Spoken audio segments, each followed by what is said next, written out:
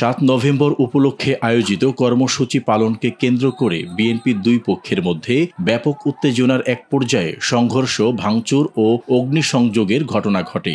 জানা যায়, ফরিদপুর 1 আসনের 2 মনোনয়ন প্রার্থীর মধ্যে দীর্ঘদিন ধরেই আধিপত্য বিস্তারকে কেন্দ্র করে উত্তেজনা বিরাজ করছিল।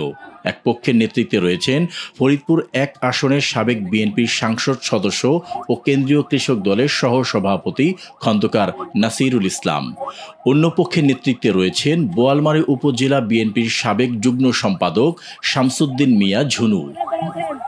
শুক্রবার বিকেলে উভয় পক্ষ ফরিদপুরের বোয়ালমারী বাজারে পৃথকভাবে 7 নভেম্বর পালনকে উদ্দেশ্য করে কর্মসূচি ঘোষণা করেন। স্থানীয়রা জানান, বিকেলে দুই পক্ষের মধ্যে লোকজন বোয়ালমারী বাজারে জড়ো হলে উভয় পক্ষের শত শত মানুষ জড়ো হওয়াকে কেন্দ্র করে দুই পক্ষের মধ্যে উত্তেজনা দেখা দেয় এবং এক পর্যায়ে উভয় পক্ষের মধ্যে ধাওয়া পাল্টা ধাওয়ার ঘটনা ঘটে। খন্দকার নাসিরুল ইসলামের পক্ষের শত শত মানুষ লাঠি, সোটা, ইট পাটকেল নিয়ে বোয়ালমারী বাজারের ওয়াবদা এলাকায় শামসুদ্দিন মিয়া ঝুনু সমর্থীদের অফিসে হামলা চালিয়ে ভাঙচুর এবং অগ্নিসংযোগ করে। এ সময় বিক্ষুব্ধরা আশেপাশের অন্তত 8 থেকে 10টি দোকানে হামলা চালিয়ে ভাঙচুর করে এবং 8 থেকে 10টি মোটরসাইকেলে আগুন ধরিয়ে দেয়।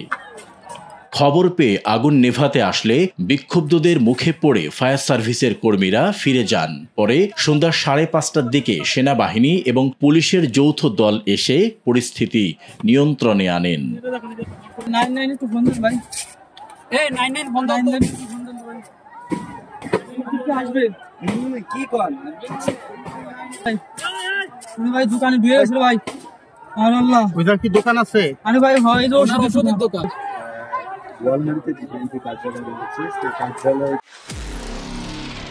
নিরপেক্ষ, সত্য প্রকাশে আপোষহীন।